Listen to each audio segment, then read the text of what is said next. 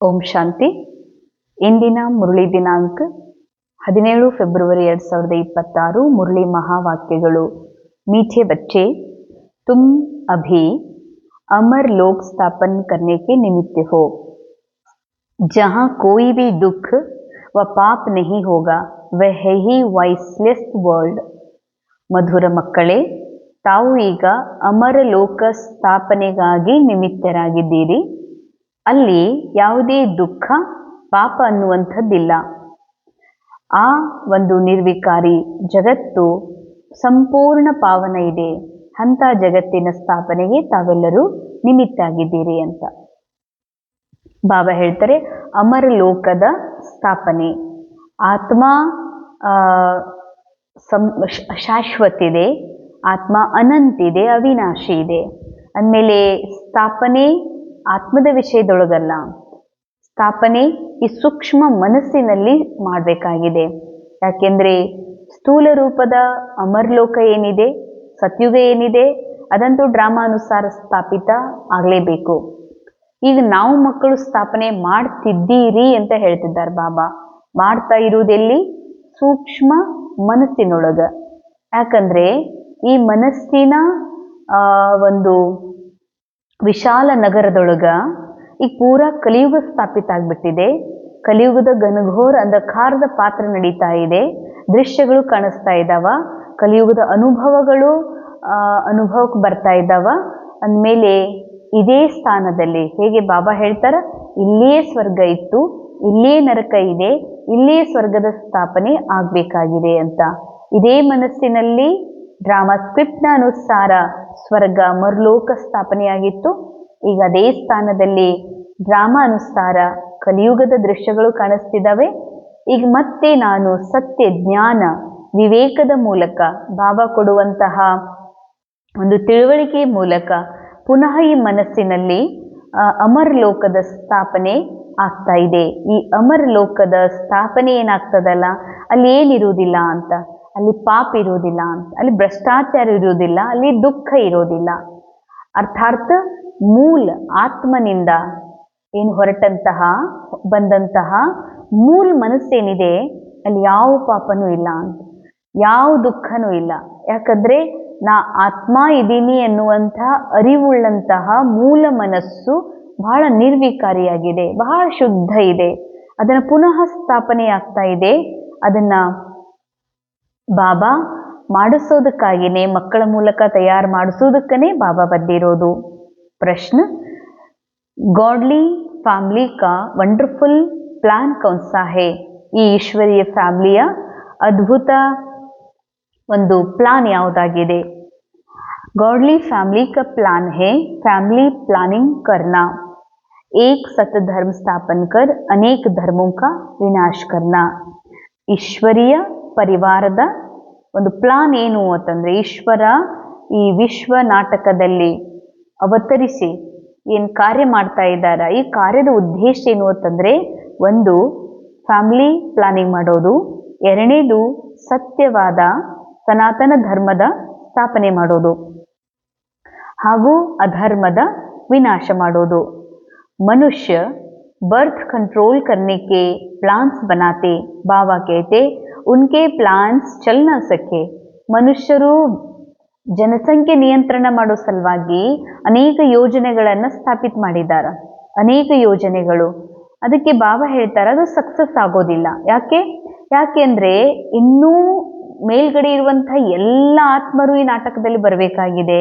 ಇನ್ನೂ ಜನಸಂಖ್ಯೆ ಹೆಚ್ಚಾಗೋದು ಅಂದರೆ ಇದೊಂದು ನಾಟಕದ ರೂಪದಲ್ಲಿ ಜನಸಂಖ್ಯೆ ಹೆಚ್ಚು ತೋರಿಸ್ಬೇಕಾಗಿದೆ. ತುಂಬ ಜನ ಕೆಲವೊಂದು ಫಿಲ್ಮ್ಗಳಲ್ಲಿ ಸ್ಟಾರ್ಟಿಂಗ್ ಒಳಗೆ ಎಲ್ಲೋ ಒಬ್ರು ಹೀರೋ ಹೀರೋಯಿನ್ ಸಣ್ಣ ಮನೆ ತೋರಿಸ್ತಾರೆ. ಧೀರೆ ಧೀರೆ ಧೀರೆ ಧೀರೆ ತುಂಬ ಜನ ತೋರಿಸ್ಲಿಕ್ಕೆ ಶುರು ಮಾಡ್ತಾರೆ, ಭಾಳ ಜನ. ಹಾಗೆ ವಿಶ್ವ ನಾಟಕದಲ್ಲಿ ಮೇಲ್ಗಡೆ ಇರುವಂಥ ಎಲ್ಲ ಆತ್ಮನೂ ಆ್ಯಕ್ಟಿಂಗ್ ಮಾಡ್ಲಿಕ್ಕೆ ಬರಬೇಕಲ್ಲ. ಅಂದಮೇಲೆ ಅವರು ಜನ್ಮ ತಗೊಳ್ಳೇಬೇಕು. ಅಂದಮೇಲೆ ಜನಸಂಖ್ಯೆ ಏನಾಗ್ತದೆ, ಹೆಚ್ಚಾಗಬೇಕು. तो मैं ही नई दुनिया की स्थापना करता हूँ, तो बाकी सब आत्माएं ऊपर घर में चली जाती है, बहुत थोड़ी आत्माएं ही रहती है. ಬಾಬಾ ಹೇಳ್ತಾರೆ, ಎಲ್ಲ ಜನಸಂಖ್ಯೆ ಯಾವಾಗ ನಾನು ಈ ವಿಶ್ವ ನಾಟಕದೊಳಗೆ ಪುನಃ ಸತ್ಯ ಧರ್ಮದ ಸ್ಥಾಪನೆ ಮಾಡ್ಲಿಕ್ಕೆ ಬರ್ತೀನಿ ಅಂದ್ರೆ ಅಲ್ಲಿ ಜನಸಂಖ್ಯೆ ಬಹಳ ಕಮ್ಮಿ ಇರ್ತಾರ. ಅದಕ್ಕಾಗಿ ಉಳಿದವ್ರು ಏನಾಗ್ತಾರೆ, ಉಳಿದವರೆಲ್ಲರೂ ಪರಂಧಾಮಕ್ಕೆ ಹೊರಟು ಹೋಗ್ತಾರೆ ಅಂತ ಹೇಳ್ತಾರೆ ಬಾಬಾ. ಅಂದ್ರೆ ಜನಸಂಖ್ಯೆ ನಮಗನಿಸ್ತದ ಈ ಜಗತ್ತಿನೊಳಗ ಸ್ಥೂಲ ರೂಪದೊಳಗದ ಅಂತ. ಜನಸಂಖ್ಯೆ ಎಲ್ಲಿದೆ ಅಂತಂದ್ರೆ ಮೈಂಡ್ ಒಳಗಿದೆ. ಹೇಗೆ ಮೊದಲು ನಾವು ಮೊಬೈಲ್ ತಗೊಂಡಾಗ, ಸಿಮ್ ಫಸ್ಟ್ ಟೈಮ್ ತಗೊಂಡಾಗ ಅದರಲ್ಲಿ ಕಾಂಟ್ಯಾಕ್ಟ್ಸ್ ಯಾರ್ದು ಇರುವುದಿಲ್ಲ. ನಾವು ಫಸ್ಟ್ ಹಾಕೋತೀವಿ, ಅಮ್ಮಂದು, ಅಪ್ಪಂದು, ಅಕ್ಕ ತಂಗಿಯರ್ದು, ಅಣ್ಣಂದು ಮೊದಲು ಆ್ಯಡ್ ಮಾಡ್ತೀವಿ. ಹಾಗೆ ಕಾಂಟ್ಯಾಕ್ಟ್ ಹೆಚ್ಚಾಗ್ತಾ ಆಗ್ತಾ ಆಗ್ತಾ ತುಂಬಾ ಮೊಬೈಲ್ ಹೆಂಗಾಗ್ಲಿಕ್ಕೆ ಶುರು ಆಗ್ಬಿಡ್ತದ, ಸ್ಟ್ರಕ್ ಆಗ್ಲಿಕ್ಕೆ ಶುರು ಆಗ್ತದ ಅಷ್ಟು. ಹಂಗೇನೆ ಮೂಲ ನಿರಾಕಾರ ಆತ್ಮನ ಮನಸ್ಸಿನೊಳಗ ಯಾವ ಸಂಖ್ಯಾನೂ ಇಲ್ಲ, ಏಕ್ದಮ್ ಪ್ಲೇನ್ ಇದೆ, ನಿರಾಕಾರ ಇದೆ, ಯಾರ್ದು ಇಮೇಜಸ್ ಇಲ್ಲ ಅಂತ. ಯಾವಾಗ ಸತ್ಯುಗದಿಂದ ಹಾಗೆ ಪಾತ್ರ ಶುರು ಆಗ್ತದ, ಮೈಂಡ್ ಒಳಗ ಹೊಸ ಹೊಸ ಡ್ರಾಮಾದ ಸ್ಕ್ರಿಪ್ಟ್ನ ಅನುಸಾರ ಜನಸಂಖ್ಯಾ ಇಲ್ಲಿ ತೋರಿಸಲಾಗಿದೆ. ಅಂದ್ರೆ ಜನಸಂಖ್ಯಾ ಹೊರಗೆ ಏನ್ ಕಾಣಿಸ್ತಾ ಇದೆ, ಇದು ಮನಸ್ಸಿನೊಳಗಿನ ದೃಶ್ಯ, ಮನಸ್ಸಿನೊಳಗಿರುವಂತ ಚಿತ್ರಣಗಳೇ ಮ್ಯಾನಿಫೆಸ್ಟ್ ಆಗಿ ಸ್ಥೂಲ ರೂಪದಲ್ಲಿ ಹೊರಗಡೆ ಇಷ್ಟೊಂದು ಜನಸಂಖ್ಯೆ, ಇಷ್ಟೊಂದು ಭೀಡ್ ಕಾಣಿಸ್ತಾ ಇದೆ.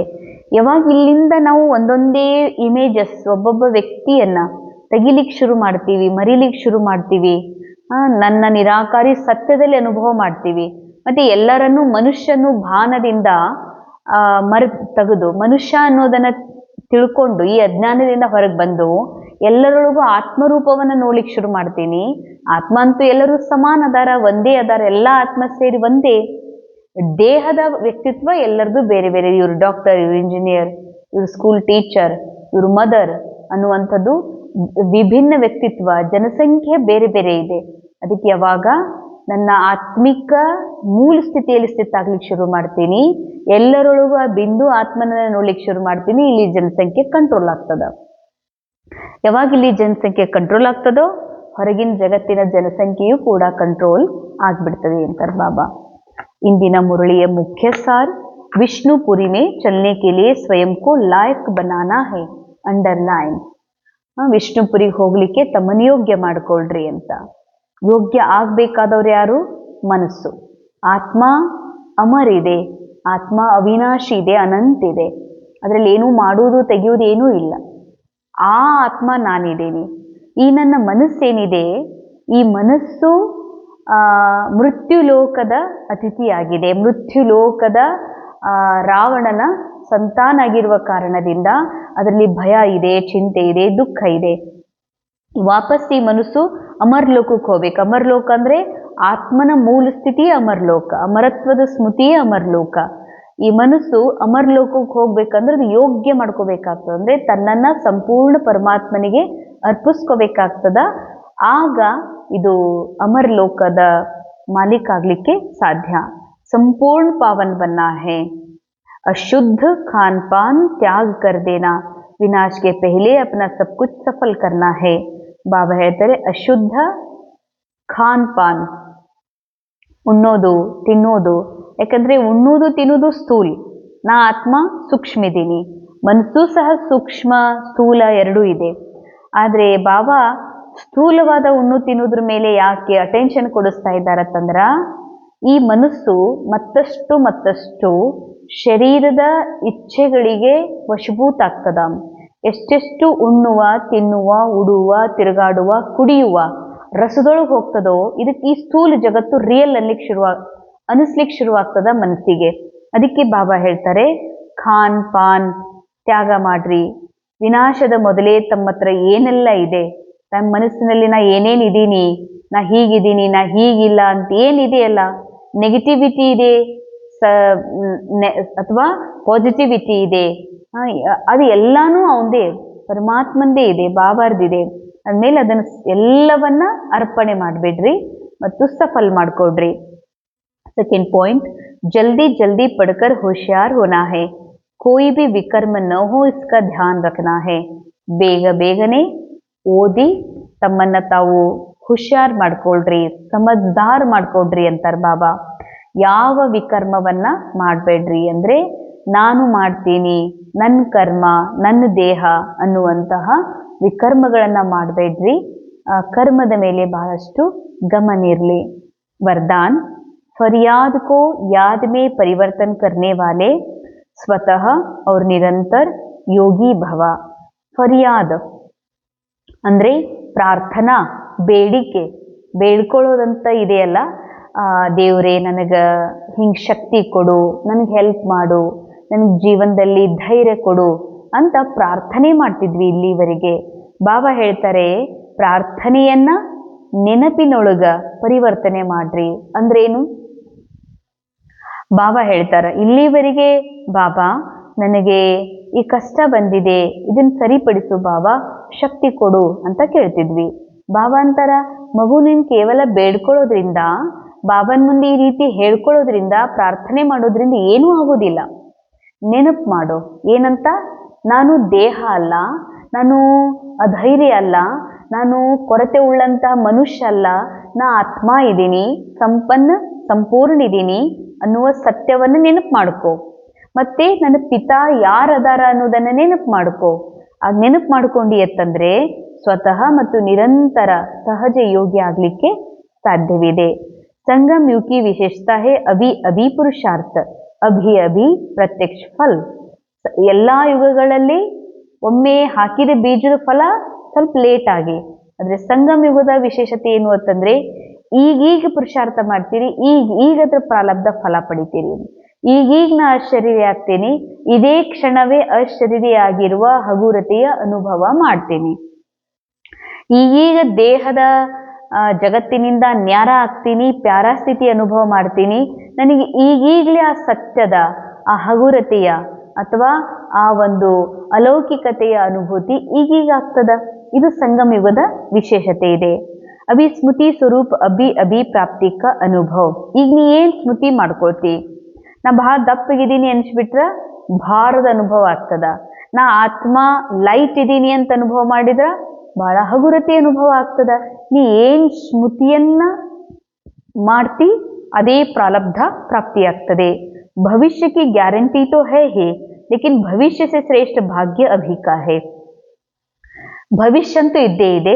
ಭವಿಷ್ಯದಲ್ಲಿ ಸತ್ಯುಗದಲ್ಲಿ ಶ್ರೇಷ್ಠ ಸ್ವರ್ಗದ ಜೀವನ ಮಾಡೋದಂತೂ ಇದ್ದೇ ಇದೆ. ಆದ್ರೆ ಬಾಬಾ ಹೇಳ್ತಾರೆ ಇದು ಬಹಳ ಸೂಕ್ಷ್ಮ, ಅಂಡರ್ಲೈನ್ ಮಾಡ್ಬೇಕಾಗಿರುವಂಥದ್ದು. ಭವಿಷ್ಯಕ್ಕಿಂತ ಶ್ರೇಷ್ಠ ಭಾಗ್ಯ.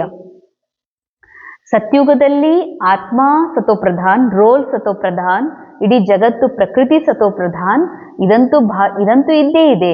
ಆದ್ರೆ ಸತ್ಯುಗಕ್ಕಿಂತ ಶ್ರೇಷ್ಠ ಭಾಗ್ಯ ಸಂಗಮ ಯುಗ ಅಂತಾರ ಬಾಬಾ. ಅಂದ್ರೆ ನಾ ಆತ್ಮನಿಗೆ ನನಗೆ ಅರಿವು ಬಂದಿದೆ, ನಾ ಆತ್ಮ ಸತೋಪ್ರಧಾನ ಅಂತ. ಆದ್ರೆ ಶರೀರ ಸತೋಪ್ರಧಾನ ಇಲ್ಲ, ಪಾತ್ರಗಳು ಸತೋಪ್ರಧಾನ ಇಲ್ಲ, ಮನಸ್ಸು ಸತೋಪ್ರಧಾನ ಇಲ್ಲ, ಈ ಜಗತ್ತು ಪ್ರಕೃತಿ ಸತೋಪ್ರಧಾನ ಇಲ್ಲ. ಆದ್ರೂ ಇಲ್ಲಿ ನಾನು ನನ್ನ ಆತ್ಮದ ಅರಿವಿನೊಂದಿಗೆ ನಾ ಸತೋಪ್ರಧಾನತೆಯ ಪ್ರಾಕ್ಟಿಕಲ್ ಅನುಭವ ಮಾಡ್ತೀನಿ. ಬಲೇ ತಮೋಪ್ರಧಾನ ರೋಗದ ಶರೀರದೊಳಗಿದ್ದು ಕೂಡ, ಅಸ್ತವ್ಯಸ್ತ ಬದುಕಿನಲ್ಲಿಯೂ ಕೂಡ ನಾನು ನನ್ನ ಮೂಲ ಸ್ಥಿತಿ ಅನುಭವ ಮಾಡ್ತೀನಲ್ಲ, ಇದೇ ಶ್ರೇಷ್ಠ ಭಾಗ್ಯ. ಈ ಸಂಗಮ ಯುಗದ ಈಗಿನ ಅತಿ ಶ್ರೇಷ್ಠ ಭಾಗ್ಯ ಅಂತಂದ್ರೇನೆ ಈ ಸಮಯದೊಳಗ ನನ್ನ ಜೀವನ್ಮುಕ್ತ ಸ್ಥಿತಿ, ನನ್ನ ನ್ಯಾರಾಪ್ಯಾರ ಸ್ಥಿತಿ ಇದೆಯಲ್ಲ, ಇದು ಬಹಳ ಶ್ರೇಷ್ಠವಾಗಿರುವಂಥದ್ದು. ಇಸ್ ಭಾಗ್ಯಕ್ಕೆ ನಶೆ ಮೇ ರಹೋ, ಅದಕ್ಕೆ ಸದಾ ಈ ಭಾಗ್ಯದ ನಶೆಯೊಳಗ ಇರು. ಸ್ವತಃ ಯಾದ್ ರಹೇಗಿ, ಅವಾಗ ನೆನಪು ಮತ್ತಷ್ಟು ತಾನಾಗಿನೇ ಬರ್ಲಿಕ್ಕೆ ಶುರು ಆಗ್ತದ.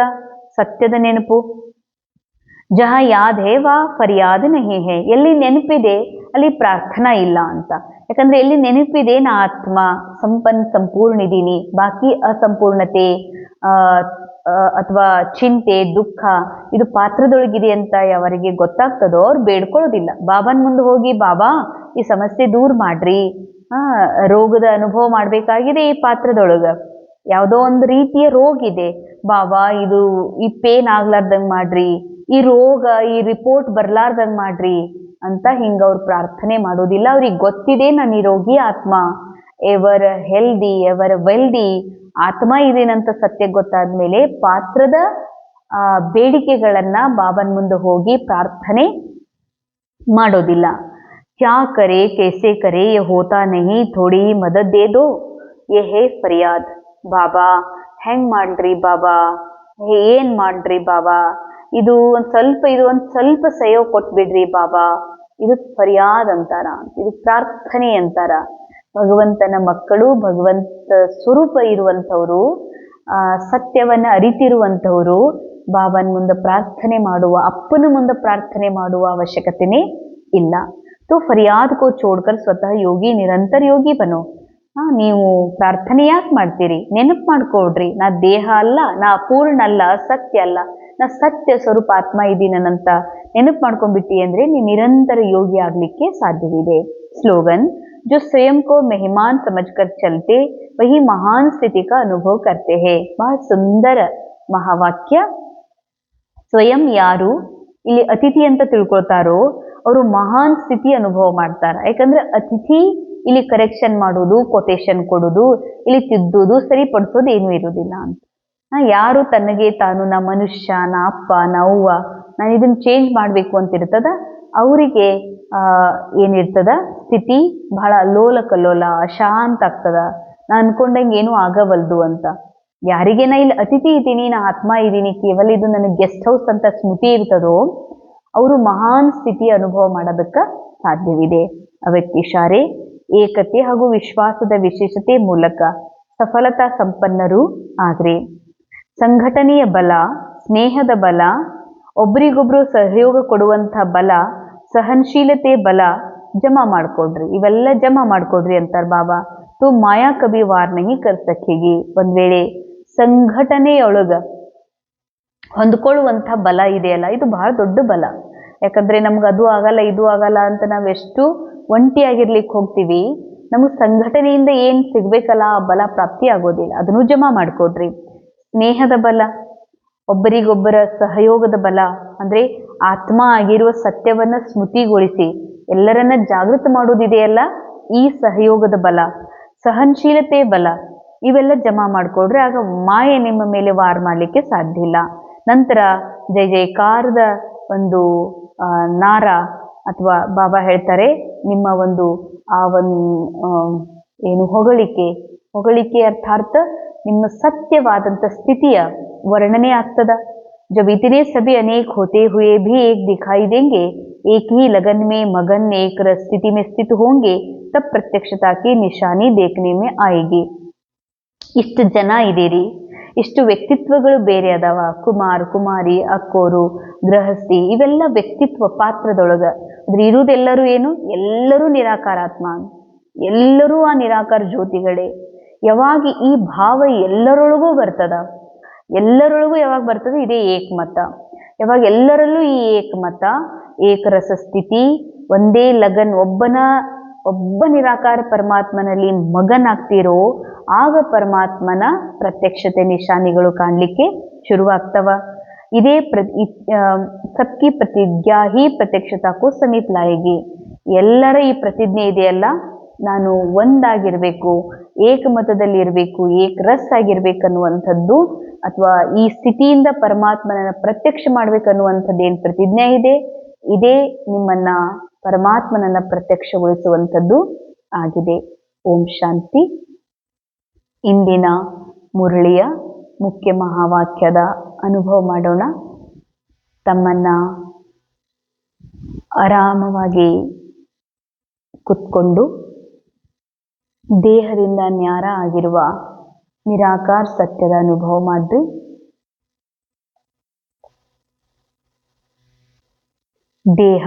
ದೇಹದ ಭಾರ, ದೇಹದ ಎಳೆತ ಸೆಳೆತಗಳಿಂದ ಭಿನ್ನವಾಗಿರುವ, ಸ್ಥಿರವಾಗಿರುವ ಸತ್ಯ ಅವಿನಾಶಿ ಆತ್ಮ ನಾನು. ಏನೆಲ್ಲ ಕೊರತೆಗಳಿವೆ ಅದು ಕೇವಲ ಪಾತ್ರದಲ್ಲಿದೆ. ಈಗ ಪ್ರಾರ್ಥನೆ, ಬೇಡಿಕೊಳ್ಳುವುದು, ಚಿಂತಿಸುವುದು ಸಮಾಪ್ತಿಯಾಗಿದೆ. ಯಾಕೆಂದರೆ ನನಗೆ ನನ್ನ ಸತ್ಯ ಅರ್ಥವಾಗಿದೆ. ಯಾಕೆಂದರೆ ನಾನು ಆತ್ಮ, ನನ್ನೊಳಗೆ ನಾನು ಸಂಪೂರ್ಣನಾಗಿದ್ದೇನೆ, ಚೇತನವಾಗಿದ್ದೇನೆ. ನಾನು ಇಲ್ಲಿ ಪಡೆಯಬೇಕಾಗಿರುವುದು ಏನೂ ಇಲ್ಲ, ನಾನು ಕಳೆದುಕೊಂಡಿರುವುದು ಏನೂ ಇಲ್ಲ. ಹೀಗಾಗಿ ನಾನು ಬೇಡಿಕೊಳ್ಳಬೇಕಾಗಿರುವುದು ಯಾವುದೂ ಇಲ್ಲ.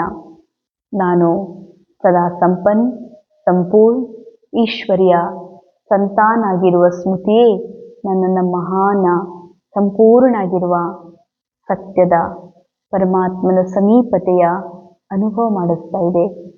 ಓಂ ಶಾಂತಿ.